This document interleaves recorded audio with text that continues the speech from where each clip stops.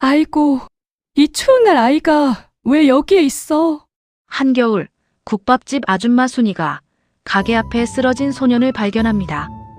순이는 창백한 아이를 안아들어 방에 눕히고 정성껏 돌봤습니다. 얼마 뒤 눈을 뜬 아이에게 따끈한 국밥 한 그릇을 내밀었어요. 그런데 깨어난 아이는 그릇을 보더니 고개를 획 돌렸습니다. 저 이런 거 안 먹어요. 그 순간 순이의 벼락 같은 한마디가 떨어졌어요. 어디서 밥 투정이야? 아이의 정체도 모른 채 국밥집 아줌마가 던진 이 한마디가 일조 상속자 소년의 운명을 어떻게 바꿔놓았을까요? 사연 시작 전 구독과 좋아요 눌러주시고 댓글로 소리바람과 함께 해주세요. 이 영상을 찾아주신 분들께 좋은 일만 가득하길 바라겠습니다. 서울 외곽 낮은 산자락을 등진 자리에 성원그룹 강성민 회장의 저택이 있었습니다. 높은 담장 너머로 짙은 소나무 가지가 뻗어 있고 넓은 정원에는 계절마다 다른 꽃이 피어났습니다. 누가 봐도 부러울 것 없는 곳이었어요.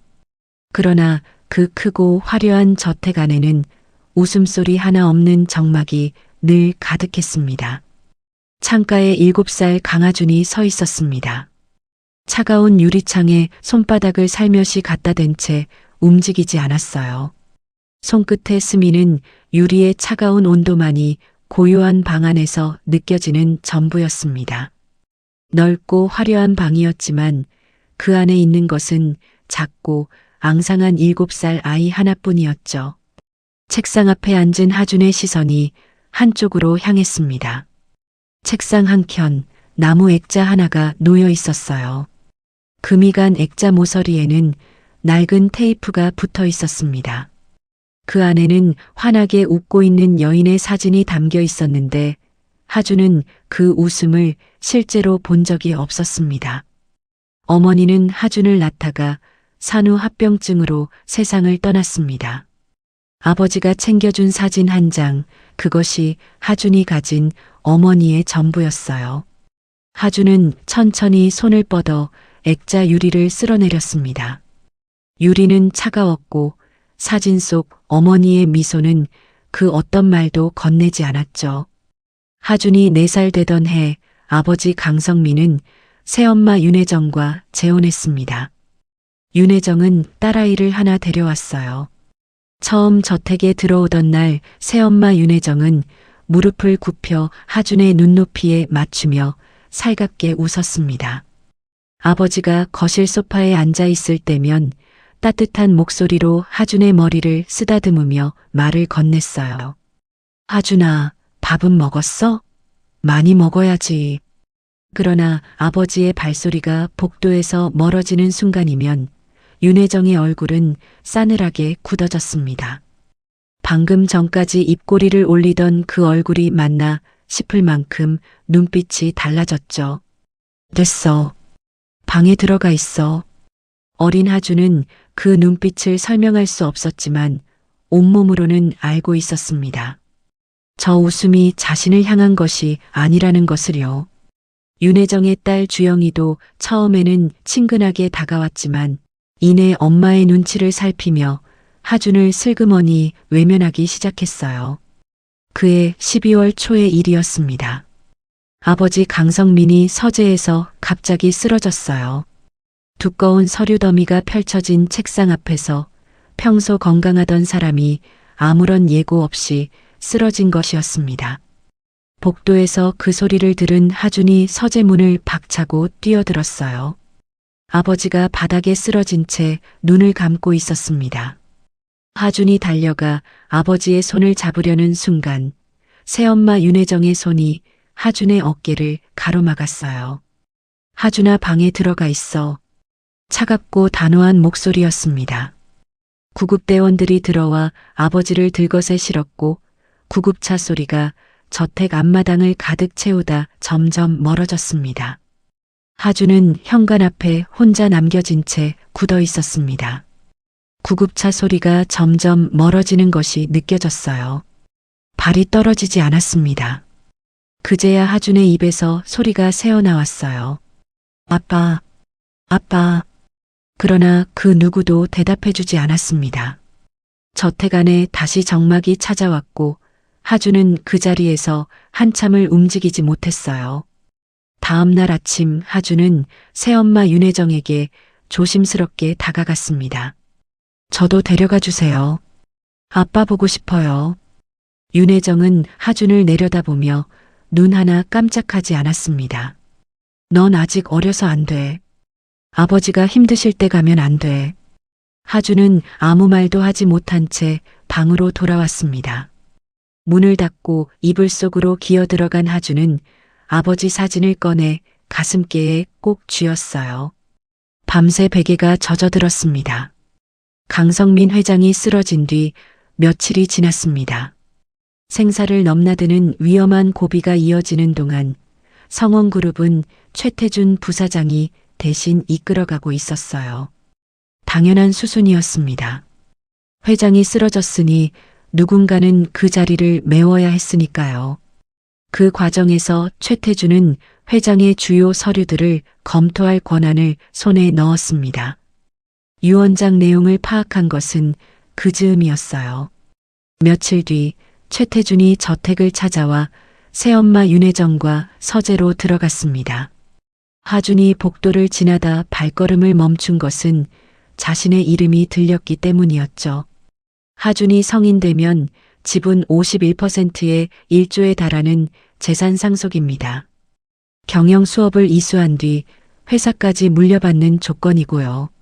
사모님께는 아파트 한 채와 생활비, 따님께는 소액의 신탁만 명시되어 있습니다. 문 안쪽에서 긴 침묵이 흘렀습니다. 하준은 숨을 죽인 채 그 자리에 서 있었어요. 이윽고 윤혜정의 목소리가 들려왔습니다. 낮고 잘게 떨리는 목소리였어요. 고작 이게 전부야? 그 한마디에는 분노와 허탈함이 뒤섞여 있었습니다. 하준은 더 이상 그 자리에 서 있을 수가 없었어요. 소리 없이 발걸음을 돌려 자기 방으로 돌아왔습니다. 문을 닫고 책상 앞에 앉았지만 방금 들은 말들이 머릿속에서 지워지지 않았어요. 상속, 지분, 아파트 한 채. 무슨 뜻인지 정확히는 몰랐지만 새엄마의 그 목소리만큼은 오래도록 귓가에 맴돌았습니다. 저택 분위기가 달라진 것은 며칠 사이의 일이었습니다. 강 회장의 소식을 들은 친척들이 하나둘 드나들기 시작했어요. 그 중에 강 회장의 사촌 강재원이 아내 오명숙을 데리고 찾아온 것도 그 즈음이었습니다. 위로 방문이라고 했지만 두 사람의 눈빛에는 걱정보다 다른 무언가가 역력했어요. 하준이 복도 끝에 서 있는데 거실에서 두 사람의 목소리가 새어나왔습니다. 성민이가 못 버틸 것 같아. 강재원의 목소리는 낮았지만 또렷하게 들려왔습니다. 하준은 복도 끝에 선 채 숨을 죽였어요. 유원장이 어떻게 됐대? 하준이가 아직 어린데 경영권이 어떻게 되는 거야? 아내 오명숙이 바짝 목소리를 낮추며 물었습니다. 강 회장에 대한 걱정이 아니었습니다. 처음부터 그것이 목적이었죠. 최 부사장이 알아서 하겠지 뭐. 7살 하준의 눈에도 어른들이 아버지의 병이 아닌 재산에만 관심이 있다는 것이 보였습니다. 그때 강재원이 복도로 나오다 하준을 발견하고 억지로 입꼬리를 올리며 다가왔어요. 하준이 많이 컸네. 아버지 많이 보고 싶지? 하준은 고개를 숙인 채 말없이 그 자리를 피했습니다. 저녁 밥상에는 음식이 가득 차려져 있었지만 하준의 젓가락은 움직이지 않았습니다. 새엄마 윤혜정과 주영이는 먼저 따로 식사를 했어요. 하준은 넓은 밥상 앞에 홀로 앉아 숟가락을 집어들었다가 내려놓으며 중얼거렸습니다. 아빠가 좋아하는 반찬이야. 결국 밥 한 숟가락 제대로 넘기지 못하고 방으로 들어갔습니다. 며칠 뒤 아침 새엄마 윤혜정이 검은빛 한약 그릇을 들고 하준의 방으로 들어왔습니다. 쓰고 텁텁한 냄새가 방 안에 금세 퍼졌어요. 몸이 허약하니 기력을 보충해야 해. 어서 마셔. 하주는 그릇을 내려다보았습니다. 검은빛 액체에서 올라오는 냄새가 코를 찔렀어요. 본능적으로 고개를 돌리고 싶었지만 윤혜정의 눈빛이 그것을 허락하지 않았습니다. 이게 뭐예요? 냄새가 이상한데. 윤혜정은 대답 대신 그릇을 하준 쪽으로 더 밀어냈습니다. 몸에 좋은 거야. 빨리 마셔. 하주는 결국 그릇을 받아들었습니다. 한 모금 넘기자 혀 위에 쓴맛이 번지며 목구멍을 타고 내려갔어요. 그날 오후부터였습니다. 머리가 물속에 잠긴 것처럼 멍해지기 시작했고 밤 냄새를 맡아도 손이 가지 않았어요. 날이 갈수록 볼이 패이고 손목이 가늘어졌지만 저택 안에서 그것을 걱정하는 사람은 아무도 없었습니다. 그날 밤늦게 잠을 이루지 못한 하준이 복도에 나왔을 때였습니다. 경호원 민혁이 순찰을 돌다 하준을 발견하고는 아무 말 없이 천천히 곁에 앉았어요. 둘은 한동안 말없이 어둑한 복도를 바라보았습니다. 먼저 입을 연 것은 하준이었어요. 아저씨, 우리 아빠 많이 아파요? 민혁은 잠시 시선을 바닥에 두었다가 낮은 목소리로 대답했습니다. 걱정하지 마세요, 도련님. 회장님은 강하신 분이에요. 그러고는 말없이 하준의 머리를 한번 쓸어주고 자리에서 일어났습니다. 하준은 그 손길이 사라지고 나서도 한참을 그 자리에 앉아 있었어요. 온기가 오래도록 머리 위에 남아있는 것 같았죠. 방으로 돌아온 하준은 아빠의 사진을 꺼내 무릎 위에 올려놓았습니다. 바로 그때였어요. 복도에서 윤혜정이 낮은 목소리로 전화 통화하는 소리가 문틈으로 흘러들어왔습니다. 무슨 말인지는 들리지 않았습니다. 그러나 하준의 등줄기가 서늘해졌어요. 하준은 사진을 가슴에 꼭 끌어안으며 눈을 감았습니다. 아빠, 나 여기 있어. 아빠가 보고 싶어. 꼭 만나러 갈게. 저택 안에 불빛이 하나둘 꺼지고 찬 공기만이 방 안을 가득 채우는 밤이었습니다. 그 밤이 지나고 며칠이 흘렀습니다. 저택에는 위로 방문객들의 발길이 이어졌지만 그들의 눈빛에는 걱정보다 다른 무언가가 더 많이 담겨 있었어요. 하주는 또래 아이들과는 비교할 수 없을 만큼 뛰어난 아이였습니다. 어른들이 나누는 대화에서 심상치 않은 낌새를 알아채는 때는 그리 오랜 시간이 걸리지 않았어요. 말 한마디, 눈빛 하나를 그냥 흘려듣는 법이 없었죠. 저택에 낯선 발소리가 잦아지기 시작한 것도 그 즈음이었습니다. 성원그룹 최태준 부사장이었어요. 아버지의 오른팔로 오랫동안 일해온 사람이었지만 하준의 눈에 비친 그는 어딘가 달랐습니다. 현관에서 새엄마 윤혜정과 마주치는 순간 두 사람 사이에 아주 짧은 눈빛이 오갔어요. 말이 없었는데도 무언가를 주고받는 것 같은 그런 눈빛이었습니다. 하준은 계단 위에서 난간을 붙잡은 채 그 장면을 바라보다 발걸음을 멈췄어요. 그날 오후 최태준이 윤혜정에게 다가가 낮은 목소리로 무언가를 속삭이는 것이 보였습니다. 두 사람은 이내 자리를 옮겼어요. 하준은 소리 없이 복도를 걸어 그 뒤를 따라갔습니다. 두꺼운 문틈 사이로 최태준의 목소리가 새어나왔어요. 지금 받는 게 얼마예요? 아파트 한 채와 생활비가 전부잖아요. 잠시 침묵이 흘렀습니다. 윤혜정이 무슨 말을 했는지는 들리지 않았어요. 최태준의 목소리가 다시 이어졌습니다. 저와 손잡으면 지금 받는 것의 10배는 드릴 수 있어요. 하준이만 상속에서 밀어내면 우리 둘 다 원하는 걸 얻을 수 있어요. 하준은 그 자리에서 굳어버렸습니다. 상속 밀어내다.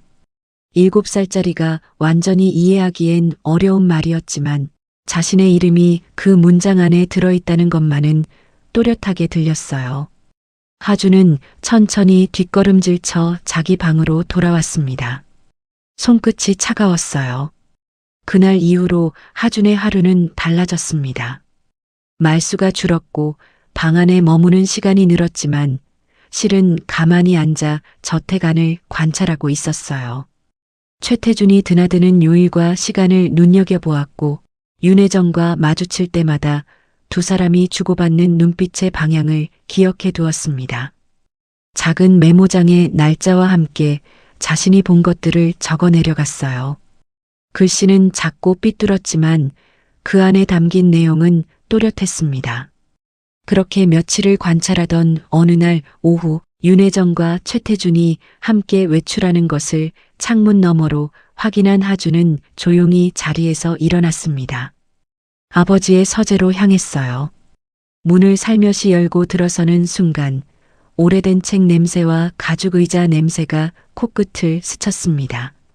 아버지의 냄새가 아직 남아있는 공간이었어요. 하주는 아버지의 책상 앞에 서서 서랍을 하나씩 살폈습니다. 그때였어요. 서랍 측면에 작은 버튼 하나가 눈에 들어왔습니다.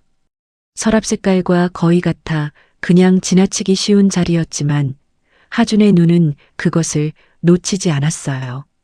손가락을 뻗어 버튼을 눌렀습니다. 낮은 기계음과 함께 책꽂이가 천천히 옆으로 밀렸어요.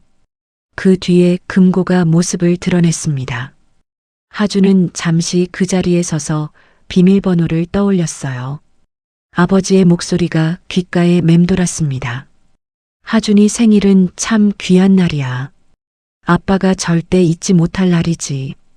하준은 천천히 자신의 생년월일을 눌렀습니다. 딸깍 하는 소리와 함께 금고 문이 열렸어요. 안에는 두꺼운 서류 봉투 하나가 들어 있었습니다. 유언장이었어요. 한 줄 한 줄 읽어 내려가는 하준의 눈이 멈췄습니다. 자신이 성인이 되면 성원그룹 지분 51%와 1조에 달하는 자산을 상속받는다고 쓰여 있었어요. 경영 수업을 이수한 뒤 회사까지 물려받는 조건이었습니다. 아빠가 나를 지키려고 했던 거야. 그런데 저 사람들이 이걸 바꾸려는 거구나. 서류를 다시 봉투에 넣고 금고를 닫은 뒤 책꽂이를 원위치로 밀어놓았습니다. 서재를 나서는 발걸음이 들어올 때보다 훨씬 단단했어요. 그러나 저택으로 돌아오면 여전히 매일 아침 그 일이 반복되었습니다. 검은빛 한약 그릇이었어요. 마신 날이면 어김없이 머리가 물속에 잠긴 것처럼 멍해지고 경영 수업 교재의 글자가 흐릿하게 번졌습니다. 하주는 한약과 그 증상이 연결되어 있다는 것을 이미 알고 있었어요. 어느 날 아침 새엄마가 한약 그릇을 내려놓고 방을 나가는 발소리를 귀로 쫓다 소리가 완전히 멀어진 것을 확인한 뒤 자리에서 일어났어요. 화분 쪽으로 한 발짝 내딛는 순간이었습니다. 등 뒤에서 문이 다시 열렸어요. 왜 안 마신 거야? 몸에 좋은 거라고 했잖아. 하주는 천천히 돌아섰습니다. 윤혜정의 눈빛이 그 어느 때보다 날카롭게 변해 있었어요. 하주는 아무 말 없이 그릇을 받아들었습니다. 한 모금 넘기자 혀 위에 쓴맛이 번졌어요. 창밖으로 시선을 돌린 채 끝까지 마셨습니다. 그 무렵이었어요. 하준을 더욱 혼란스럽게 만드는 장면을 목격한 것이요. 복도 끝 창가에서 최태준이 민혁과 나란히 서 있는 것이 보였습니다. 최태준이 낮은 목소리로 무언가를 지시하는 동안 민혁은 고개를 끄덕였어요. 최태준이 민혁의 어깨를 두드리고 돌아서는 순간 하준은 서둘러 방문 뒤로 몸을 숨겼습니다. 유일하게 마음을 열었던 사람이었는데 그 사람마저 저쪽 편일 수도 있다는 생각이 가슴을 눌렀어요. 그날 밤 하준은 오래도록 잠을 이루지 못했습니다. 그러나 다음 날 오후 복도에서 마주친 민혁이 말없이 하준의 어깨에 손을 얹었어요. 무겁지도 가볍지도 않은 그저 거기 있다는 것을 알려주는 손길이었습니다. 하준은 고개를 들지 않았지만 어깨 위의 온기가 오래 남았어요. 믿어보기로 했습니다. 지금은 그것만으로 충분했어요. 아버지가 쓰러진 지 한 달이 넘어가던 어느 밤이었습니다. 하준이 이불 속에 누워 눈을 감고 있는데 복도에서 윤혜정의 전화 통화 소리가 문틈으로 스며들었어요. 발소리가 멈춘 것으로 보아 문 바로 앞이었습니다. 약효는 틀림없어요. 이미 효과가 나타나거든요. 짧은 침묵이 흘렀어요. 그건 언제쯤 수정이 되는 거예요? 발소리가 멀어졌습니다. 하주는 이불 속에서 천천히 두 주먹을 쥐었어요. 금고 안에서 읽었던 유언장의 내용이 머릿속을 스쳤습니다. 약효라는 말이 무엇을 가리키는지, 수정이라는 말이 무엇을 뜻하는지 하주는 이미 알고 있었어요. 무릎 위에 올려둔 손이 뜨겁게 달아올랐습니다. 더 이상 이 집에 있으면 안 된다는 것을 온몸이 알고 있었어요. 아버지에게 직접 알려야 했습니다. 하주는 조용히 자리에서 일어나 메모장을 펼쳤어요. CCTV 위치, 경호원들이 교대하는 시간, 뒷문 쪽 사각지대. 하나씩 적어 내려가는 손이 더 이상 떨리지 않았습니다. 반드시 아버지를 만나야 한다는 결심이 그 작은 손 안에서 단단하게 굳어가고 있었어요. 2026년 1월 중순의 어느 저녁이었습니다. 강 회장이 쓰러진 지 한 달이 넘어가고 있었어요. 그날도 어김없이 새엄마 윤혜정이 한약 그릇을 들고 방으로 들어왔습니다. 검은빛 액체에서 올라오는 쓰고 텁텁한 냄새가 방 안에 금세 퍼졌어요. 하주는 자리에서 일어나지 않은 채 고개를 들었습니다. 평소와 달랐어요. 손을 내밀지 않았습니다. 싫어요. 안 마실 거예요. 방 안에 잠깐 침묵이 흘렀습니다. 윤혜정의 눈빛이 가늘어지더니 그릇을 탁자 위에 내려놓았어요. 마시지 않으면 내일도 외출 없어. 발소리가 멀어지고 문이 닫혔습니다. 하주는 그 자리에 앉아 한동안 움직이지 않았습니다. 어둠 속에서 두 주먹을 천천히 쥐었어요. 오늘 밤이었습니다. 하주는 조용히 자리에서 일어나 메모장을 펼쳤습니다. 저택의 CCTV 위치, 경호원들의 동선, 저녁 7시 교대 시간 직전 5분간 뒷문 근처에 생기는 사각지대가 적혀 있었어요. 메모장을 덮고 옷장 문을 열었습니다. 가장 안쪽에 밀어 넣어두었던 옷들을 꺼냈어요. 회색 후드티에 검은색 패딩을 걸치고 청바지를 입은 뒤 운동화 끈을 묶었습니다. 거울 앞에 잠깐 섰어요. 수십조 자산가의 아이라고는 상상도 할 수 없는 차림새였습니다. 책상 위 어머니의 액자를 바라보았어요. 손을 뻗어 유리를 한번 쓸어내린 뒤 서랍에서 아버지 사진을 꺼내 가슴 주머니에 소중히 넣었습니다. 아버지에게 알려야 한다는 생각에 정작 중요한 것을 놓치고 있었어요. 아버지가 어느 병원에 있는지 그것을 미처 떠올리지 못했습니다. 누구보다 똑똑한 아이였지만 그 순간만큼은 그저 아빠가 보고 싶은 7살 어린아이였어요. 저녁 7시가 가까워지자 하주는 방문 앞에 섰습니다. 복도 저편에서 경호원들이 교대하는 무거운 발걸음 소리가 들려왔어요.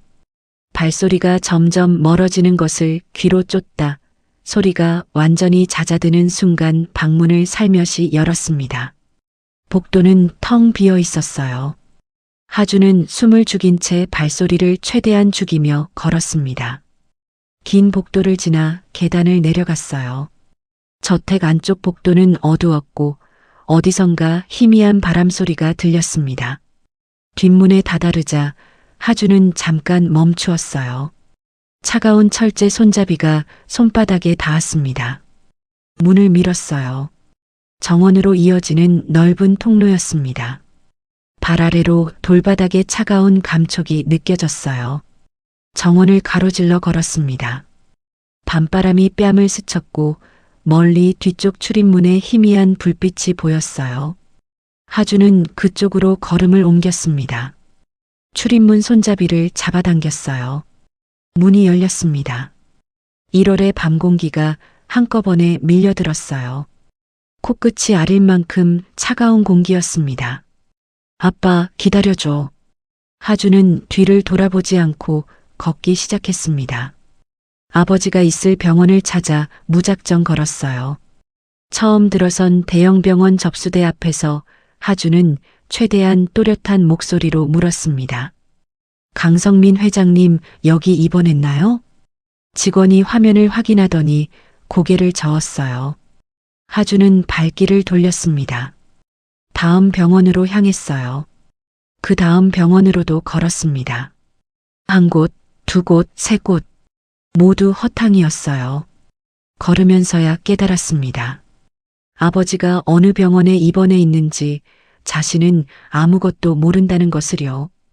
그래도 멈추지 않았습니다. 한겨울의 칼바람이 패딩 사이를 파고들었고 한약 때문에 제대로 먹지 못해 쇠약해진 몸은 바람보다 빠르게 지쳐갔어요. 어두운 골목길을 건너다 돌부리에 걸려 그대로 넘어졌습니다. 무릎이 바닥에 긁히는 소리가 났고 손바닥에 차가운 아스팔트의 거친 감촉이 느껴졌어요. 하준이 가장 먼저 한 것은 가슴 주머니를 확인하는 것이었습니다. 사진이 무사한 것을 확인하고 나서야 천천히 일어섰어요. 패딩은 흙투성이가 되어 있었습니다. 무릎이 욱신거렸지만 다시 걸었어요. 아빠, 조금만 더 걸으면 찾을 수 있어. 그러나 다리가 점점 무거워졌습니다. 눈앞이 흐릿해지기 시작했어요. 한 발을 내딛는 것이 버거워졌지만 멈추면 안 된다는 생각 하나로 발을 움직였습니다. 같은 시각 저택에서는 윤혜정이 하준의 빈 방 앞에 서 있었어요. 방문을 열었다 닫고는 즉시 최태준에게 연락을 취했습니다. 하준이가 사라졌어요. 어떻게 해요? 최태준의 목소리는 침착했어요. 절대 외부에 알리면 안 됩니다. 조용히 찾아야 해요. 두 사람은 공식 신고 대신 비밀 수색을 결정했습니다. 외부에는 하준이 몸이 허약해 별장에서 안정을 취하고 있다고 둘러댔어요. 병상에 누운 강성민 회장에게도 같은 거짓말이 전해졌습니다. 경호원 민혁에게는 극비 수색 지시가 내려졌어요. 민혁은 굳은 표정으로 지시를 받아들였습니다. 그러나 저택을 나서는 민혁의 발걸음은 어딘가 무거웠어요. 한편 하주는 골목과 골목 사이를 비틀거리며 걷고 있었습니다. 차가운 바람이 귀를 때렸고 운동화 밑창으로는 아스팔트의 냉기가 그대로 스며들었어요. 의식이 흐릿해지기 시작했습니다. 눈앞에 가로등 불빛이 두 개로 번져 보였어요. 그래도 걸었습니다. 그때였어요. 흐릿해진 시야 끝에 희미한 불빛 하나가 들어왔습니다. 골목 안쪽 깊숙한 곳에서 새어나오는 따뜻한 빛이었어요. 어디선가 구수한 냄새가 실바람에 실려 코끝을 스쳤습니다. 허름한 국밥집이었어요. 하주는 마지막 남은 힘을 끌어모아 그 불빛을 향해 발을 내딛었습니다. 국밥집 앞까지 다가왔을 때였어요. 다리에서 힘이 빠졌습니다. 그대로 쓰러졌어요. 쓰러지는 순간 가슴 주머니에서 아버지 사진이 바닥으로 떨어졌습니다. 손을 뻗으려 했지만 팔이 말을 듣지 않았어요. 국밥집 안에서 불빛이 흔들리고 누군가의 발소리가 가까워지는 것이 느껴졌습니다. 하준의 손끝이 차가운 바닥 위에서 천천히 힘을 잃어갔습니다. 하준의 손끝이 차가운 바닥 위에서 천천히 힘을 잃어가던 바로 그때였습니다. 국밥집 안쪽에서 불빛이 흔들리더니 문이 벌컥 열렸어요. 40대 중반의 박순이었습니다. 마감 준비를 하던 참에 문을 열었다가 발밑에 쓰러진 작은 아이를 발견한 것이었어요. 순이는 잠깐 굳었다가 곧바로 무릎을 꿇었어요. 아이는 흙투성이 패딩에 창백하게 질린 얼굴, 앙상하게 마른 몸이었습니다. 바닥에 떨어진 사진 한 장이 눈에 들어왔어요. 순이는 사진을 집어 하준의 손에 쥐어주고는 지체 없이 아이를 번쩍 안아들었습니다. 어깨가 넓고 팔뚝이 굵어서 하준을 번쩍 안아드는 것이 손뭉치 하나 집어드는 것처럼 자연스러웠어요. 아이고, 이 밤중에 꼬마가 여기서 쓰러져 있으면 어떡해. 국밥집 안쪽에 순이가 쓰는 방이 하나 있었어요. 순이는 하준을 그곳에 눕히고 두꺼운 이불을 덮어주었습니다. 그러고는 부엌으로 가서 따뜻한 물에 수건을 적셔왔어요. 흙투성이가 된 하준의 얼굴을 조심스럽게 닦아주었습니다. 뺨에 묻은 흙이 수건에 묻어나왔어요. 손발도 하나씩 정성껏 닦아주었습니다. 꽁꽁 얼어붙은 하준의 손을 자신의 두 손으로 감싸쥐었어요. 손바닥과 손바닥 사이에서 천천히 온기가 오갔습니다. 하준의 굳어있던 손끝에 핏기가 돌아오기 시작했어요. 순이는 손가락 하나하나를 정성껏 주물러 주었고 발끝까지 빠뜨리지 않고 녹여주었습니다. 창백했던 하준의 뺨에 서서히 혈색이 번져갔어요. 아이의 손목이 눈에 들어오는 순간 순이의 손이 잠깐 멈췄습니다. 손목이 어찌나 가늘었던지 순이의 손가락 2개로 감아도 남을 것 같았어요. 아이고, 뼈가 다 보이네. 밥을 먹기는 한 거야. 아무도 듣지 않는 말이었지만 순이는 혼잣말을 중얼거리며 부엌으로 향했습니다. 그리고는 넘어질 때 긁혔는지 구멍난 청바지를 생각하며 순이는 혀를 찼습니다. 내일 아침 일찍 시장에 들러야겠다는 생각이 머릿속을 스쳤습니다. 아이 옷 몇 벌은 사다 놓아야 할 것 같았어요. 부엌에 오니 큰 가마솥에서 뽀얀 국물이 부글부글 끓고 있었어요.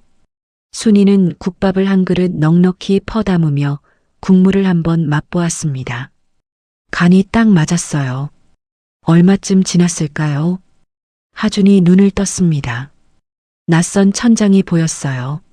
아담한 방이었습니다. 천장이 낮아 아늑한 느낌이었고 방 한켠에는 작은 장롱 하나가 단정하게 놓여 있었어요. 넓지는 않았지만 온기가 가득한 공간이었습니다. 국밥집 주방에서 올라오는 열기 덕분인지 방 안은 바깥의 한겨울 추위와는 전혀 다른 세상처럼 따뜻했어요. 어디선가 구수하고 진한 냄새가 코끝을 간지렸어요. 하준이 몸을 일으키려는 순간 문이 열리며 순이가 들어왔습니다. 손에는 김이 모락모락 피어오르는 국밥 한 그릇이 들려 있었어요. 뜨끈한 김이 얼굴 앞까지 올라왔습니다. 순이가 그릇을 내밀었습니다. 하준은 그릇을 보더니 고개를 돌렸어요. 저택에서 몸에 밴 버릇이 무심코 튀어나왔습니다. 저 이런 거 안 먹어요. 그 순간이었어요. 순이의 눈썹이 한번 실룩이더니 목소리가 방 안을 가득 채웠습니다. 어디서 밥 투정이야. 하준이 움찔하며 어깨를 움츠렸어요. 그 찰나였습니다. 뱃속에서 꼬르륵 소리가 났어요. 길고 구성진 소리였습니다. 하준이 두 손으로 배를 감싸 쥐었지만 이미 늦었어요. 순이가 무릎을 탁 치며 웃음을 터뜨렸습니다. 세상에, 배에서 먼저 솔직하게 말하네. 순이는 한참을 웃다가 다시 숟가락을 내밀었어요. 입이랑 배가 따로 노는구먼, 꼬마야. 어서 먹어. 하준의 귀가 빨갛게 달아올랐습니다. 더 버틸 수가 없었어요. 못 이기는 척 입을 벌렸습니다. 따뜻한 국밥 한 숟가락이 목구멍을 타고 내려갔어요. 그 순간이었습니다. 뜨끈한 온기가 가슴 한가운데로 번져나가는 것이 느껴졌어요. 저택의 밥상에서는 한 번도 느껴본 적 없는 온도였습니다. 한 숟가락, 또 한 숟가락. 하준은 정신없이 국밥을 받아먹기 시작했어요. 순이는 흐뭇한 눈으로 바라보며 연신 숟가락을 떠서 내밀었습니다. 그러면서 한마디를 건넸어요. 천천히 먹어. 아무도 뺏어가는 사람 없어. 그 말이 귓속으로 스며드는 순간 하준의 눈가가 뜨거워졌습니다. 얼른 고개를 숙였어요. 국밥 그릇 위로 시선을 고정한 채 숟가락을 움직였지만 뺨을 타고 내려오는 것을 막을 수는 없었습니다. 사실 순이에게는 아무도 모르는 사연이 있었어요. 순이는 혼자 딸을 키운 미혼모였습니다. 국밥집 일에만 매달려 살다 보니 딸이 혼자 골목에서 노는 날이 많았어요. 7년 전 어느 평범한 오후 골목으로 진입한 차량이 딸을 치었습니다. 그것이 마지막이었어요. 딸이 세상을 떠나기 전 마지막으로 남긴 말이 순이의 가슴 깊은 곳에 박혀 있었습니다. 엄마는 맨날 바빠. 나 혼자 두고. 그 말이 7년이 지난 지금도 순이를 괴롭혔어요. 그 뒤로 순이는 매달 고아원 아이들을 국밥집으로 불러 배불리 먹였습니다. 밥을 먹이고 또 먹이면서 텅 빈 자리를 달래왔어요. 그것이 순이가 살아가는 방식이었습니다. 하준을 안아들던 순간 순이의 심장이 철렁 내려앉은 것은 그 때문이었어요. 앙상하게 마른 몸, 창백한 얼굴, 어딘가 그늘진 눈빛. 세상을 떠난 딸과 비슷한 또래의 아이였어요. 순이의 가슴 한켠이 저릿하게 내려앉았습니다. 하준의 얼굴 위로 딸의 모습이 겹쳐 보였어요. 순이는 아무것도 묻지 않았습니다. 그저 정성을 다해 돌볼 뿐이었어요. 국밥 그릇이 바닥을 드러냈습니다.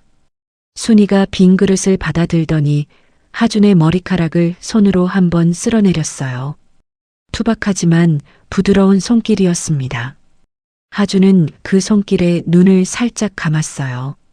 저택에서는 한 번도 느껴본 적 없는 손길이었습니다. 잠시 뒤 순이가 부드럽게 물었습니다. 집이 어디야? 부모님은? 하준은 잠깐 망설였어요. 이곳에서 쫓겨나면 안 된다는 생각이 먼저였습니다. 집도 없고 부모님도 없어요. 순이는 하준을 한참 바라보았어요. 믿지 않는 눈치였지만 더 캐묻지 않았습니다. 대신 아까 집어두었던 사진을 하준에게 건넸어요. 이거 내 거지? 하준이 두 손으로 사진을 받아 가슴에 꼭 끌어안았습니다. 아무 말도 하지 않았어요. 순이는 그것으로 충분하다는 듯 이불을 당겨 하준의 어깨까지 덮어주었습니다. 오늘 밤은 여기서 자. 내일 얘기하자. 순이는 방문을 열고 나갔습니다. 가게 문을 잠그고 불을 끄고 그릇을 정리하는 소리가 방 안까지 낮게 들려왔어요. 한참 뒤 방문이 다시 열렸습니다. 순이는 장롱 속 이불을 들고 와서 방 구석에 조용히 깔고 누웠어요. 불이 꺼지자 방 안이 조용해졌습니다. 불이 꺼진 방 안에서 하준은 어둠 속 천장을 바라보았습니다. 뱃속 깊은 곳에서 국밥의 온기가 아직 남아 있었어요. 가슴 주머니에서 아버지 사진을 꺼내 들었습니다. 사진 속 아버지의 얼굴을 손끝으로 가만히 짚었어요. 아빠, 나 오늘 밥 먹었어. 따뜻한 밥. 사진을 가슴에 꼭 안고 눈을 감았습니다.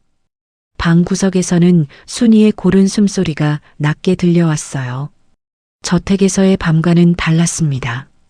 이불 속에서 온기가 천천히 몸 안으로 스며들었고 하준은 그날 밤 처음으로 편안하게 잠이 들었습니다. 하준이 사라진 지 사흘째 되던 날이었습니다. 민혁은 그날도 사복 차림으로 도심 골목 곳곳을 누비고 있었어요. 어린 도련님이 이 한겨울에 혼자 어딘가를 헤매고 있다는 생각에 발걸음이 느려질 수가 없었습니다. 편의점 앞, 버스 정류장 근처, 대형 병원 입구, 하준이 아버지를 찾으러 갔을 법한 곳들을 하나씩 훑었어요. 그러나 어디에도 하준의 흔적은 없었습니다. 도대체 무엇 때문에 집을 나간 것일까? 민혁은 걸음을 멈추고 생각에 잠겼어요. 분명 이유가 있을 터였습니다. 그냥 충동적으로 나갈 아이가 아니었어요. 저택에서 눈빛을 마주칠 때마다 느껴졌던 것, 말보다 많은 것을 담고 있던 그 눈빛이 떠올랐습니다. 민혁은 다시 발걸음을 옮겼어요. 저택 인근 골목들을 머릿속으로 그려보다 아직 훌지 않은 쪽으로 방향을 틀었습니다. 불빛이 드문 낡은 골목이었어요. 인적이 드물어지면서 민혁의 발소리만 골목에 울렸습니다. 그때였어요. 골목 안쪽에서 희미한 불빛이 보였습니다. 작은 국밥집이었어요. 민혁은 무심코 그쪽으로 시선을 향했다가 발걸음을 멈추었습니다. 유리창 너머로 작은 그림자 하나가 눈에 들어왔어요. 덩치 큰 아줌마가 아이에게 무언가를 먹이고 있었습니다. 아이의 옆모습이 보였어요. 민혁의 숨이 멎었습니다. 하준이었어요. 반가움에 민혁은 곧바로 국밥집 문을 열었습니다. 하준이 고개를 돌리다 민혁과 눈이 마주쳤어요. 그 순간이었습니다. 하준의 얼굴에 두려움이 스쳤어요. 자리에서 일어나려던 몸이 굳어버렸습니다. 순이는 부엌에서 나오다 낯선 남자를 보고 눈썹을 치켜 올렸어요. 민혁이 하준에게 다가갔습니다. 어서 가자는 말을 꺼내려던 순간이었어요. 하준이 뒷걸음을 치며 고개를 저었습니다. 두 손이 가슴 앞에서 떨리고 있었어요. 아저씨, 저 집에 안 갈 거예요. 민혁이 멈춰섰습니다. 하준의 눈이 흔들리지 않았어요. 두려움 속에서도 단단한 무언가가 담겨 있었습니다. 저 이상한 약 먹고 있었어요. 그 약 먹으면 머리가 이상해져요. 아저씨, 저 아빠한테 가야 해요. 민혁은 말을 잃었습니다. 순간 여러 장면이 스쳐 지나갔어요. 매일 아침 윤혜정이 한약 그릇을 들고 하준의 방으로 들어가던 것, 날이 갈수록 야위어가던 하준의 얼굴, 최태준이 저택을 드나들며 윤혜정과 주고받던 눈빛들, 평소에는 그냥 흘려보냈던 것들이 한꺼번에 맞물렸습니다. 안 되겠다. 민혁은 속으로 결심했어요. 지금 당장 데려가는 것은 아니었습니다. 분명 이유가 있었어요. 그 이유를 모른 채 억지로 끌고 가는 것은 옳지 않았습니다. 민혁은 천천히 무릎을 굽혀 하준의 눈높이에 맞추었어요. 지금 당장은 아니에요. 하지만 반드시 아버님께 갈 수 있을 거예요. 그때까지 조금만 기다려주세요. 하준의 어깨에서 힘이 빠졌습니다. 민혁은 자리에서 일어나 뒤늦게 상황을 깨달았어요. 순이가 팔짱을 낀 채 두 사람을 번갈아 보고 있었어요. 눈빛이 예사롭지 않았습니다. 민혁은 그 눈빛을 보며 이유 모를 믿음이 생겼습니다. 당분간 이 아이를 아무도 눈치채지 못하게 지켜야 했습니다. 민혁은 순이에게 고개를 돌렸어요. 사정이 있어 집을 나올 수밖에 없는 아이입니다. 자세한 사정은 말씀드리기 어렵지만 당분간 이곳에 있게 해주시면 안 될까요? 순이가 한참을 말없이 민혁을 바라보았어요. 이것저것 따지기보다 사람의 마음을 먼저 보는 눈이었습니다. 크게 한숨을 한번 내쉬더니 앞치마에 손을 닦으며 말했어요. 그러지 뭐. 사정이 있는 모양이니까. 밥은 내가 먹일게요. 민혁이 깊이 고개를 숙였습니다. 그날부터 민혁은 매일 퇴근 후 사복으로 갈아입고 국밥집에 들렀어요. 하준이 무사한지 확인하고 상황을 살피는 것이 전부였습니다. 최태준에게는 여전히 찾지 못했다고 보고했어요. 국밥집에서의 시간이 쌓여가면서 하준은 달라지기 시작했습니다. 가장 먼저 달라진 것은 머리였어요. 한약을 먹지 않게 되자 물속에 잠긴 것처럼 멍하던 머리가 조금씩 맑아졌습니다. 눈앞의 것들이 선명하게 보이기 시작했고 소리도 또렷하게 들렸어요. 그 즈음 시장에서 돌아온 순이 손에 장바구니와 비닐봉지 하나가 더 들려 있었어요.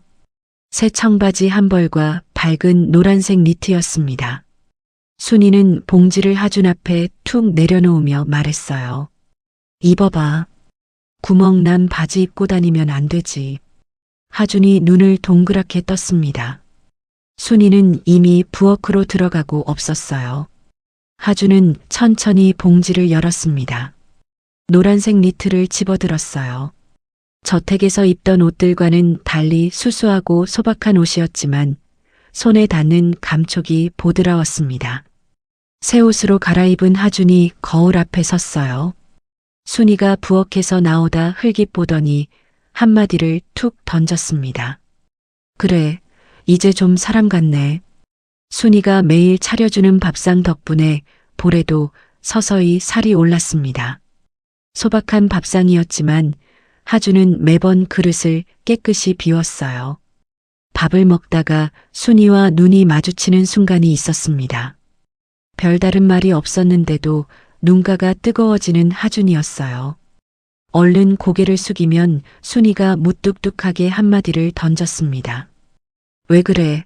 밥이 맛없어? 아니요. 맛있어요. 짧은 대화였지만 하준은 그 말을 오래 기억했습니다. 어느 날 아침 순이가 빗을 들고 하준 뒤에 섰어요. 제멋대로 뻗친 머리카락을 보며 혀를 찼습니다. 머리카락이 이게 뭐야? 투덜거리면서도 순이의 손은 정성스러웠어요. 빗살이 엉킨 머리카락을 천천히 풀어 내려갔습니다. 하준은 아무 말 없이 앉아 있었어요. 눈을 살짝 감았습니다. 저택에서는 한 번도 느껴본 적 없는 손길이었어요.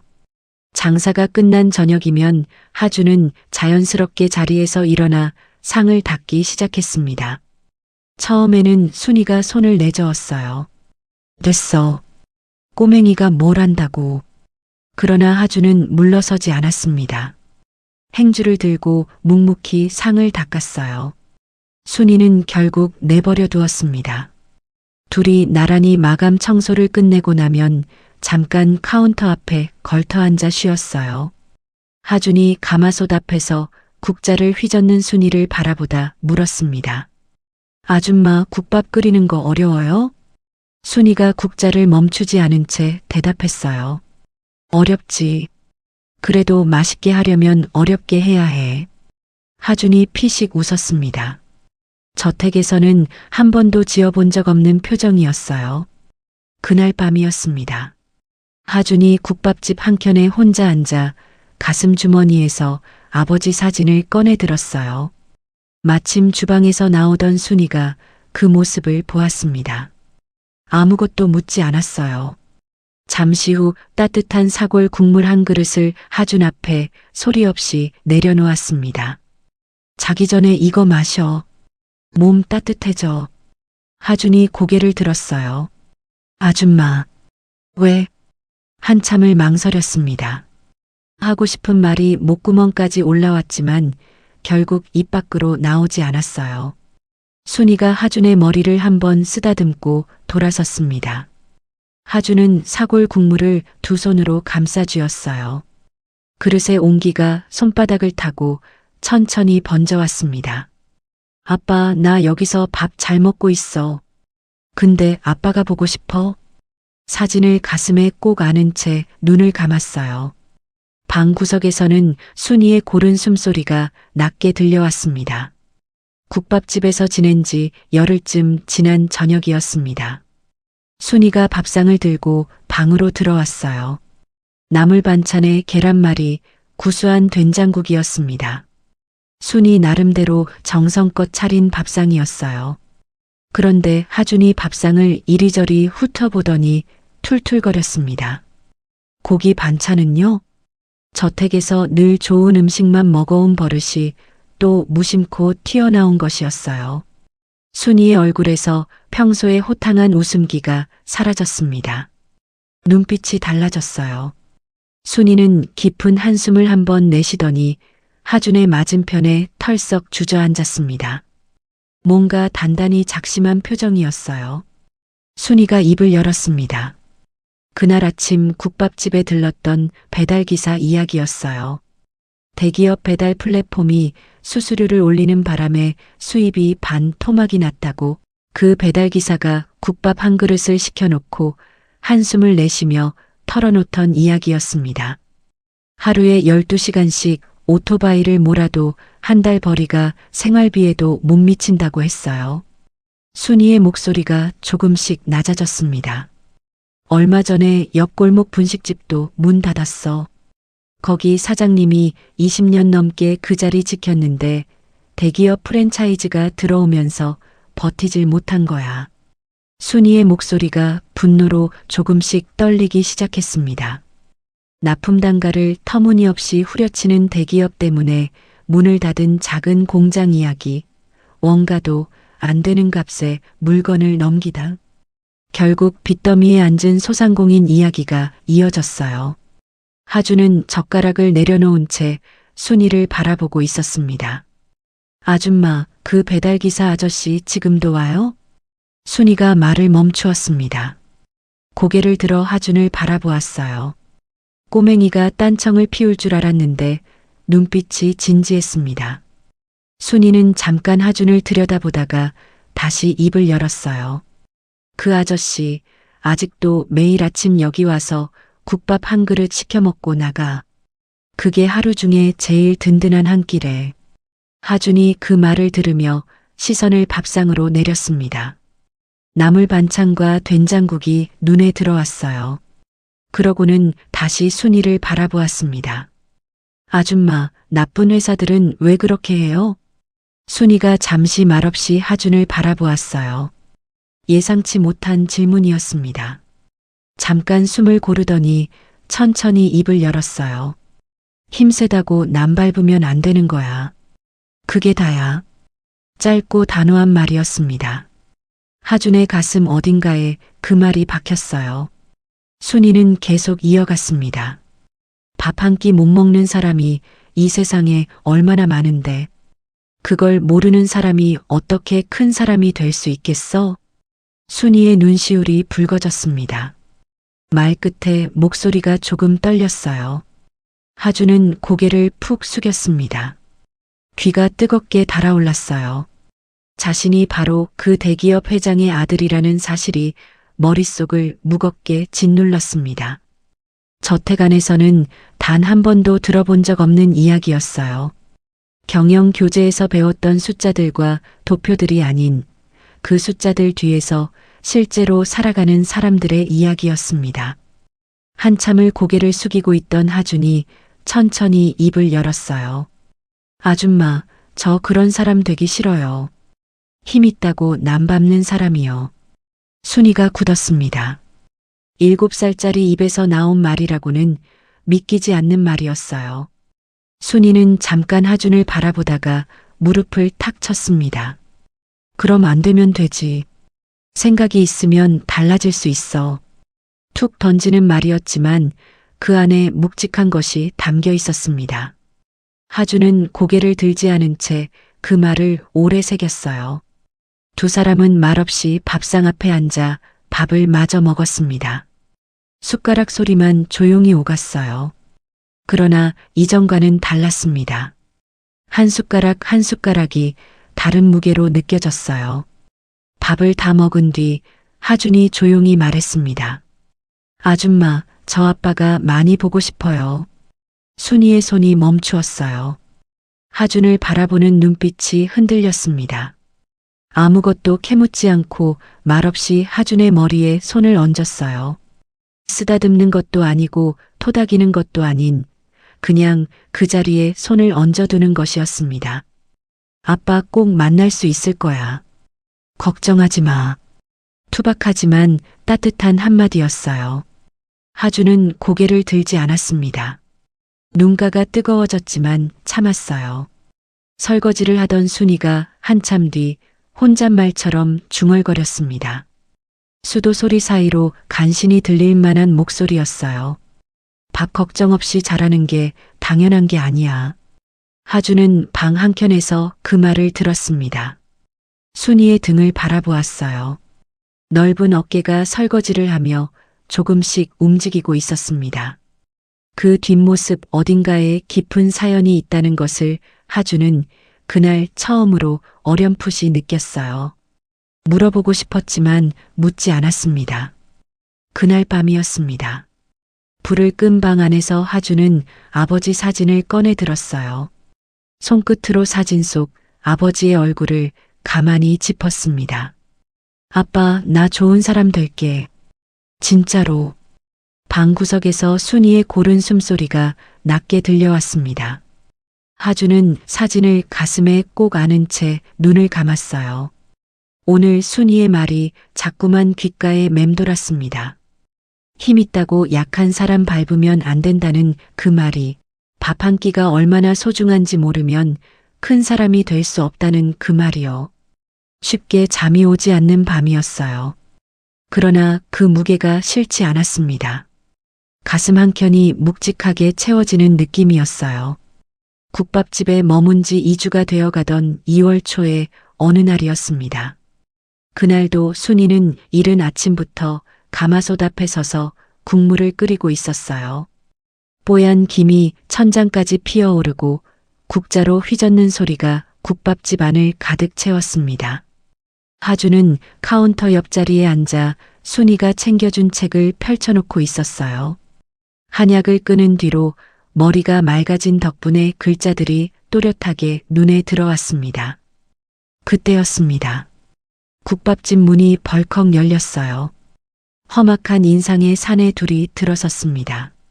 손에는 두툼한 서류 뭉치가 들려 있었어요. 가마솥 앞에 서 있던 순이가 고개를 돌렸습니다. 순이는 본능적으로 몸을 틀어 하준을 등 뒤로 감추었어요. 사내 중 한 명이 서류를 카운터 위에 탁 내려놓으며 말했습니다.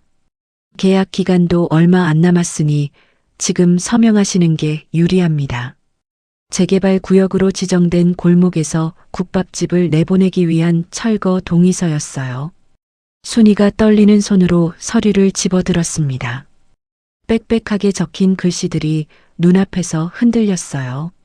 10년 가까이 이 자리를 지켜온 국밥집이었습니다. 순이의 손끝이 하얗게 질렸어요. 바로 그때였습니다. 순이의 등 뒤에서 작은 손이 슬쩍 뻗어나왔어요. 하준이었습니다. 서류를 가져다 들여다보기 시작했어요. 사내들이 피식 웃으며 하준을 내려다보았습니다. 어린애가 뭘 안다고. 하준은 고개를 들지 않았습니다. 사내들의 말이 들리지 않는 것처럼 서류를 빠르게 읽어내려갔어요. 줄줄이 이어지는 법률 용어들을 훑는 눈빛이 조금씩 날카롭게 변했습니다. 아줌마, 실제 계약서 가져와요. 순이가 어리둥절한 표정으로 서랍을 뒤졌습니다. 누렇게 바랜 원본 계약서를 꺼내왔어요. 하주는 두 서류를 나란히 카운터 위에 펼쳐놓고 손가락으로 한 곳을 짚었습니다. 여기 만료일이 다른데요? 순이가 몸을 기울여 들여다보았습니다. 하준의 손가락이 두 서류를 번갈아 가리켰어요. 실제 계약서엔 2028년 3월 31일인데 이 서류엔 2025년 12월 31일로 되어 있잖아요. 이미 만료된 것처럼 날짜를 바꿔놓은 거잖아요. 순이의 눈이 커졌습니다. 사내들의 얼굴이 굳어지기 시작했어요. 두 사람이 서로 눈치를 보았습니다. 그 사이 국밥집 문이 열리며 민혁이 들어섰어요. 퇴근 후 들르는 일상이었습니다. 하준이 민혁을 보자마자 손을 내밀었어요. 아저씨, 휴대폰 빌려주세요. 민혁이 영문도 모른 채 휴대폰을 건넸습니다. 하준은 빠르게 화면을 두드렸어요. 사내들이 어이없다는 듯 팔짱을 끼고 바라보았습니다. 하준이 화면을 들이밀며 또박또박 말했어요. 그리고 여기 권리금 얘기가 하나도 없어요. 가게 나갈 때 권리금 돌려받을 수 있는데 이거 빠진 거 맞죠? 국밥집 안이 조용해졌습니다. 사내들의 입이 열리지 않았어요. 한 명이 다른 한 명을 쳐다보았지만 돌아오는 것은 침묵뿐이었습니다. 결국 서류를 낚아채듯 집어들고 황급히 문 쪽으로 향했어요. 나가면서 하준을 한번 흘겨보았지만 발걸음은 멈추지 않았습니다. 문이 닫혔어요. 잠깐의 정적이 흘렀습니다. 순이가 멍하니 닫힌 문을 바라보다 천천히 하준을 내려다보았어요. 하준은 태연하게 민혁에게 휴대폰을 돌려주고 있었습니다. 야, 이 꼬맹이 휴대폰으로 뭘 찾아본 거야? 그냥 검색했어요. 순이가 배를 잡고 웃음을 터뜨렸습니다. 그러더니 하준을 번쩍 안아 올렸어요. 하준이 순이의 어깨 위에서 두 눈을 동그랗게 떴습니다. 아이고, 우리 하준이가 아줌마 국밥집 살렸네. 민혁이 카운터 한쪽에 기대어 그 모습을 바라보았습니다. 입꼬리가 올라갔어요. 저녁 장사가 끝나고 국밥집이 조용해진 밤이었습니다.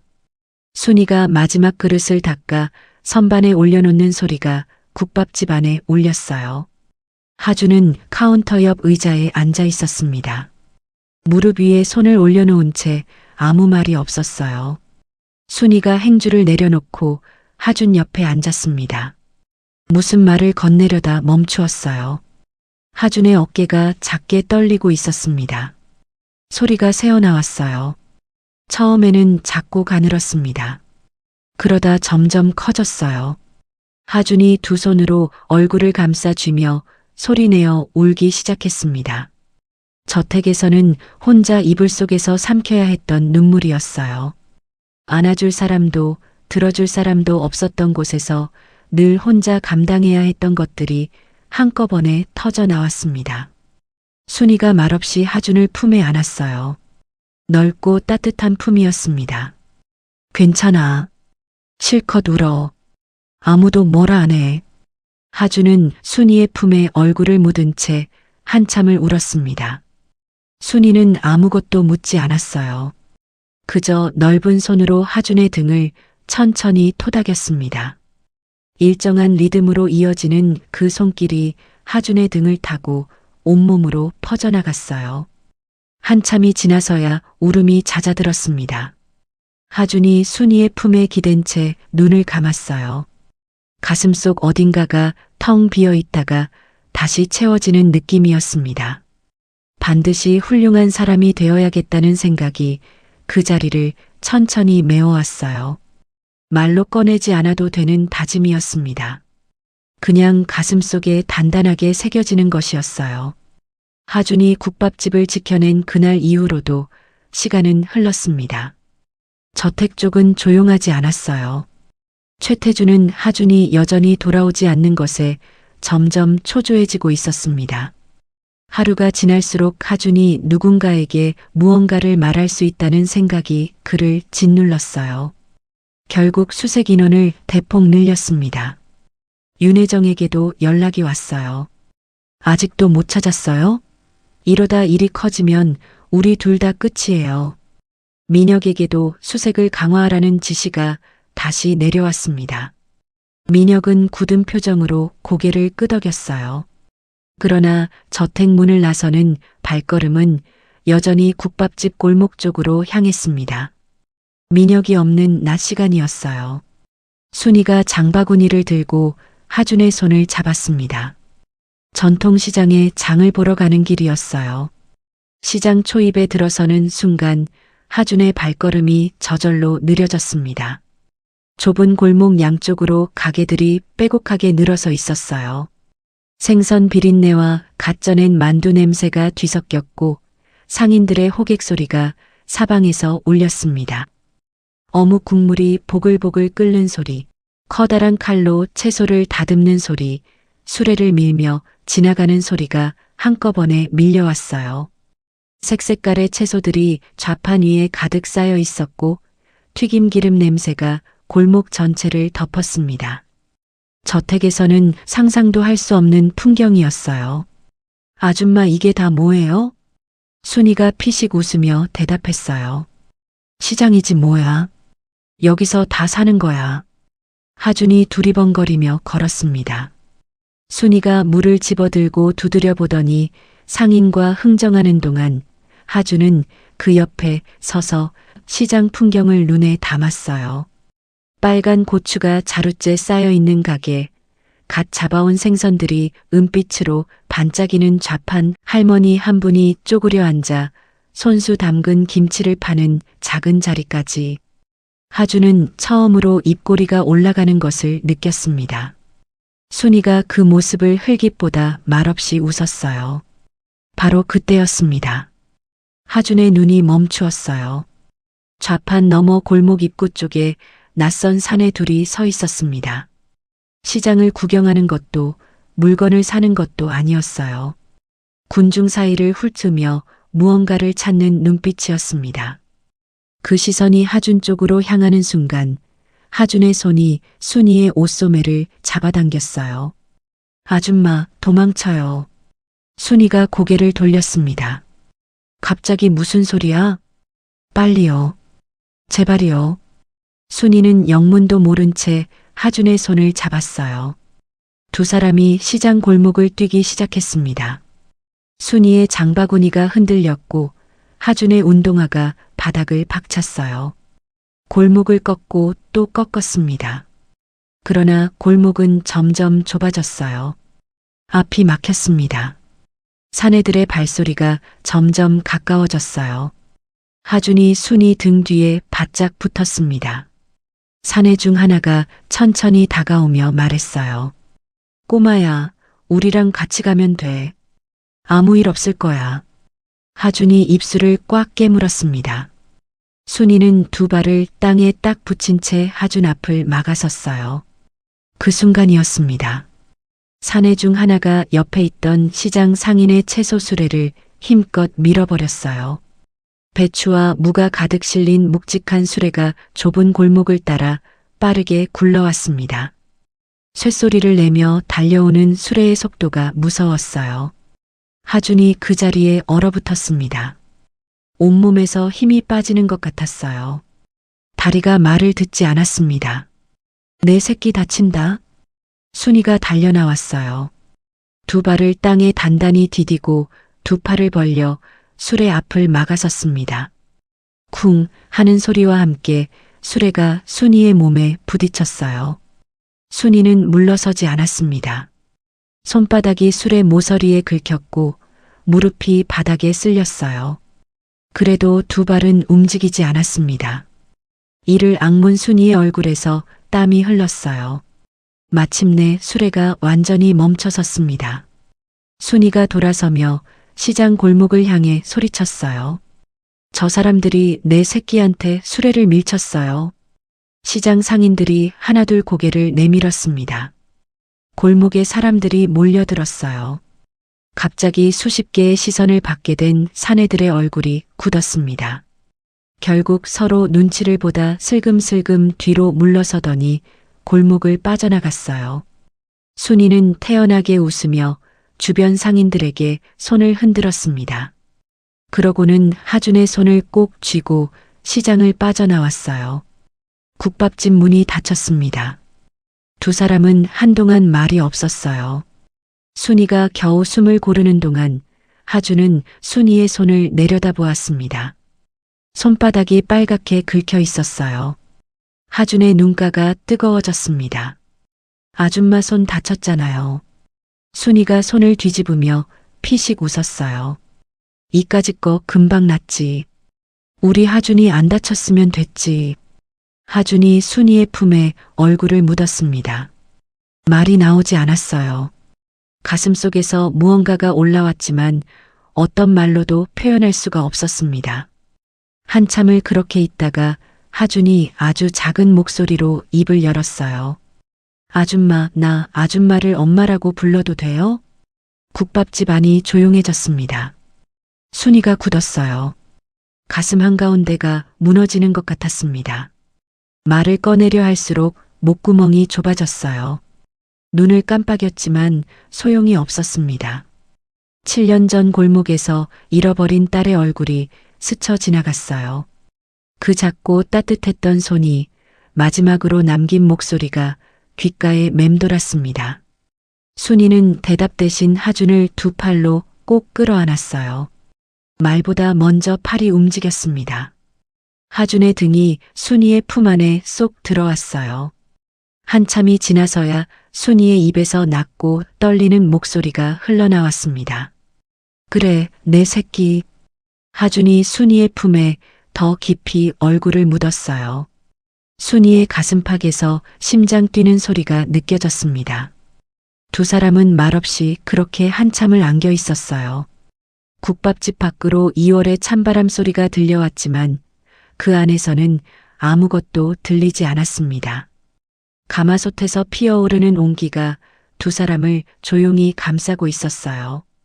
국밥집에 머문 지 2주가 지나가던 어느 저녁이었습니다. 민혁이 평소처럼 사복 차림으로 국밥집 문을 열고 들어왔어요. 저녁을 먹고 난 뒤 민혁이 하준 곁에 앉았습니다. 목소리를 낮추었어요. 도련님, 이제 회장님께 갈 수 있을 것 같습니다. 하준의 눈이 커졌습니다. 진짜요? 내일 늦은 밤 경호원 교대 시간을 이용하면 됩니다. 민혁이 고개를 끄덕였어요. 바로 그때였습니다. 주방에서 나오던 순이의 발걸음이 멈추었어요. 손에 들고 있던 행주가 천천히 내려갔습니다. 순이가 민혁을 물끄러미 바라보았어요. 민혁이 고개를 드는 순간 두 사람의 눈이 마주쳤습니다. 회장님이라고? 도련님이라고? 민혁의 입이 굳었어요. 그때 하준이 조용히 자리에서 일어났습니다. 순이 앞에 섰어요. 두 손을 꼭 쥐었다가 천천히 풀었습니다. 아줌마, 나 사실 말할 게 있어요. 순이가 하준을 바라보았어요. 기다렸습니다. 나 강하준이에요. 성원그룹 강성민 회장 아들이요. 순이의 얼굴이 굳었습니다. 한동안 말이 없었어요. 자신이 그동안 꼬맹이라 부르며 국밥을 떠먹이고 볼을 꼬집었던 아이가 대한민국 최대 그룹의 상속자였다는 것이 머릿속에서 맴돌았습니다. 그러다 순이가 갑자기 털썩 주저앉았어요. 아이고, 국밥 곱빼기라도 드릴걸. 하준이 웃음을 터뜨렸습니다. 순이의 손을 꼭 잡았어요. 아줌마, 나 여기서 보낸 시간이 평생 제일 행복했어요. 진짜로요. 순이의 눈시울이 붉어졌습니다. 민혁이 순이 앞에 깊이 고개를 숙였어요. 도련님이 사정이 있어 집을 나올 수밖에 없었습니다. 내일 늦은 밤 회장님께 갈 예정입니다. 순이가 한참을 두 사람을 번갈아 바라보았습니다. 그러고는 크게 한숨을 내쉬었어요. 그래, 잘됐다. 목소리가 살짝 떨렸습니다. 순이는 고개를 돌렸어요. 그날 밤 순이는 잠을 이루지 못했습니다. 눈을 감으면 내일이면 이 꼬맹이가 떠난다는 생각이 밀려왔어요. 옆에서 새근새근 잠든 하준의 얼굴을 바라보았습니다. 오롯하게 잠든 얼굴이었어요. 국밥집에 처음 쓰러져 들어오던 날의 창백하고 앙상하던 얼굴이 아니었습니다. 볼에 살이 오르고 눈빛이 맑아진 얼굴이었어요. 순이의 눈에 눈물이 차올랐습니다. 딸의 얼굴이 겹쳐 보였어요. 소리 없이 옆으로 돌아 누웠습니다. 다음 날 아침이 밝았습니다. 순이는 평소와 똑같이 밥상을 차렸어요. 하준도 평소처럼 밥상 앞에 앉았습니다. 두 사람 모두 오늘이 마지막이라는 것을 알고 있었어요. 그러나 아무도 먼저 그 말을 꺼내지 않았습니다. 어서 먹어, 식는다. 하준이 고개를 끄덕이며 숟가락을 들었어요. 낮이 되자 순이는 평소처럼 국밥집 문을 열었습니다. 손님을 맞이하고 국밥을 끓이고 그릇을 닦았어요. 하준은 국밥집 한편에 앉아 순이의 모습을 눈에 담았습니다. 가마솥에서 피어오르는 뽀얀 김 능숙하게 국자를 휘젓는 순이의 손길, 손님에게 국밥을 내밀며 환하게 웃는 얼굴. 오래오래 기억하고 싶었어요. 뭘 그렇게 봐? 그냥요. 저녁 장사가 끝나고 순이가 밥상을 차렸습니다. 평소보다 반찬이 한두 가지 더 많았어요. 말은 하지 않았지만 순이 나름의 마지막 정성이었습니다. 두 사람이 마주 앉아 밥을 먹었어요. 말이 없었습니다. 숟가락 소리만 조용히 울렸어요. 한참을 먹다가 하준이 고개를 들었습니다. 엄마 밥이 제일 맛있어요. 순이가 피식 웃으며 대꾸했어요. 당연하지. 그러면서 고개를 돌렸습니다. 눈물을 들키지 않으려는 것이었어요. 늦은 밤 국밥집 문이 두드려졌습니다. 민혁이었어요. 하준이 자리에서 일어났습니다. 순이가 환하게 웃으며 하준의 볼을 꼬집었어요. 가서 밥 투정하지 말고 잘 지내. 그러더니 손을 흔들며 너스레를 떨었어요. 이제 쌀값 안 들어서 좋네. 하준이 피식 웃으며 문 쪽으로 걸어갔습니다. 그런데 문 앞에서 발걸음이 멈추었어요. 하준이 천천히 돌아섰습니다. 그러고는 순이에게로 달려왔어요. 순이의 허리를 두 팔로 꼭 끌어안았습니다. 고개를 순이의 품에 묻은 채 작은 목소리로 말했어요. 엄마 고마워요. 순이의 몸이 잠깐 굳었습니다. 그러고는 천천히 하준의 등을 토닥였어요. 손이 떨리고 있었습니다. 살며시 하준의 등을 밀어냈어요. 그래, 잘 가. 국밥집 문이 닫혔습니다. 딸깍 하는 소리가 텅 빈 국밥집 안에 울렸어요. 순이는 그 자리에 한참을 서 있었습니다. 천천히 뒤돌아섰어요. 아무것도 없는 국밥집 안을 둘러보았습니다. 카운터 위에 놓인 빈 그릇, 하준이 앉던 의자, 국자가 걸려있는 가마솥. 아무것도 달라진 것이 없는데 모든 것이 달라 보였어요. 방으로 들어갔습니다. 하준이 쓰던 이불이 가지런히 개어져 있었어요. 언제 개어둔 것인지 몰랐습니다. 순이는 그 이불을 두 팔로 끌어안았어요. 무릎이 꺾이며 바닥에 주저앉았습니다. 그제야 참았던 눈물이 한꺼번에 터져 나왔어요. 바보같이 정을 줬어. 짧은 순간에 이렇게 정을 주면 어떡해. 한참을 울다가 순이가 서랍을 열었습니다. 낡은 사진 한 장을 꺼내 들었어요. 5살 딸의 사진이었습니다. 환하게 웃고 있는 얼굴이었어요. 순이가 사진을 바라보며 중얼거렸습니다. 엄마가 또 바보짓 했다. 잠깐 멈추었다가 다시 입을 열었어요. 근데 있잖아. 하준이 참 좋은 아이야. 너랑 나이가 똑같더라. 눈물을 훔치며 웃었습니다. 어깨가 한참 동안 들썩였어요. 같은 시각 민혁은 하준을 데리고 병원으로 향하고 있었습니다. 늦은 밤 경호원 교대 시간의 틈을 노려 두 사람은 조용히 병실 안으로 들어갔어요. 형광등 불빛이 희미하게 켜진 병실이었습니다.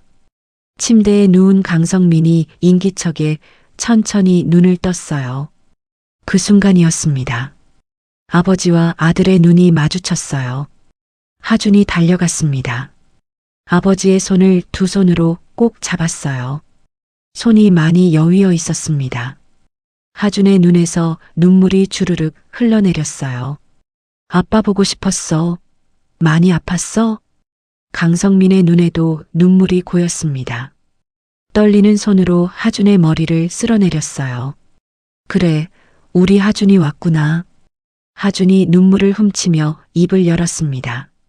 아빠, 나 아빠한테 할 말이 있어. 강성민이 작은 미소를 지었어요. 괜찮아, 아빠 여기 있어. 하준은 그동안 있었던 일들을 하나씩 꺼냈습니다. 매일 아침 강요받았던 한약 이야기, 금고에서 발견한 유언장 이야기, 최태준과 윤혜정이 나누던 통화 내용까지. 강성민의 눈빛이 달라졌어요. 이불 위에 놓인 손이 천천히 쥐어졌습니다. 내가 너무 몰랐구나. 낮고 무거운 목소리였어요.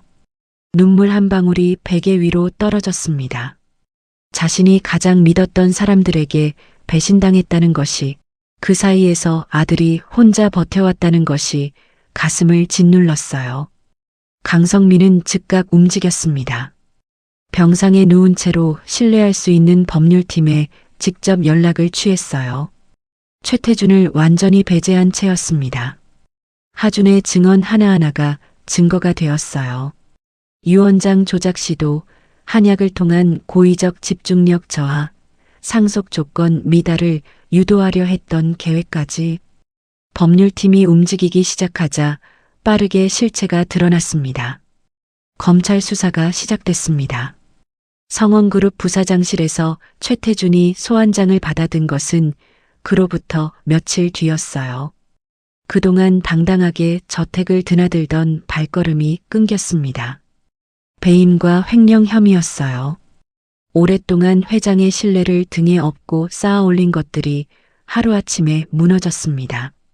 수십조 자산을 손에 넣으려다 자신의 자리마저 잃어버린 것이었어요.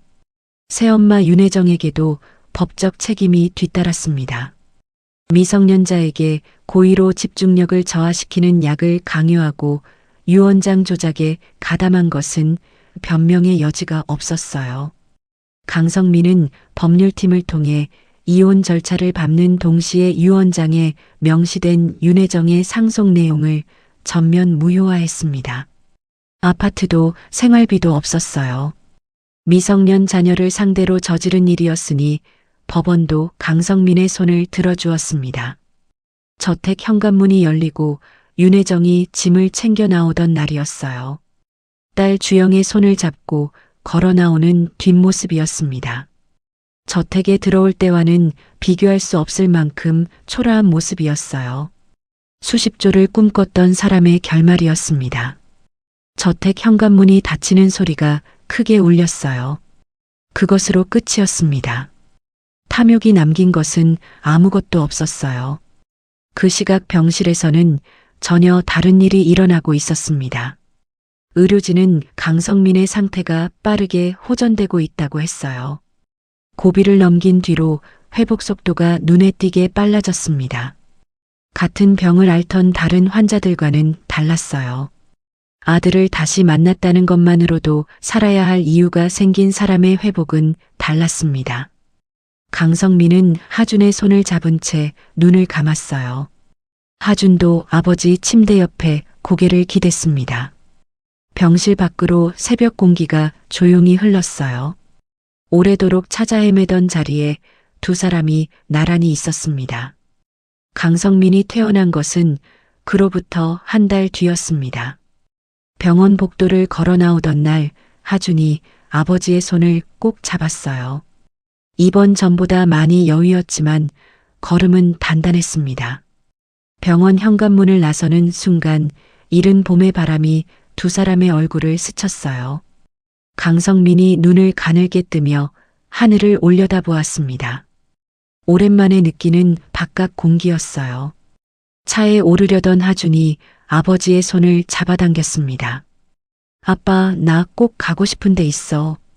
강성민이 웃으며 고개를 끄덕였어요. 어디든 같이 가자.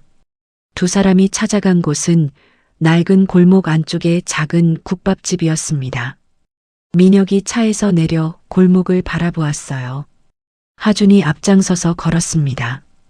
익숙한 발걸음이었어요. 골목 끝에서 국밥집의 불빛이 보였습니다. 가마솥에서 피어오르는 뽀얀 김이 창문 너머로 흘러나오고 있었어요. 하준이 국밥집 문을 열었습니다. 순이가 가마솥 앞에서 국자를 휘젓다가 고개를 돌렸어요. 우리 하준이잖아. 반갑게 외치다가 하준 옆에 키 큰 남자를 보고 눈이 휘둥그레졌습니다. 하준이 웃으며 말했어요. 우리 아빠예요. 순이가 앞치마에 손을 닦으며 멍하니 서 있었습니다. 강성민이 천천히 걸어 들어와 순이 앞에서 깊이 고개를 숙였어요. 오랫동안 그 자세를 유지했습니다. 제 아이를 살려주셔서 감사합니다. 순이가 손사래를 쳤어요. 아이고, 저는 그냥 밥 한 그릇 준 것뿐인데요. 강성민이 고개를 들었습니다. 눈빛이 흔들렸어요.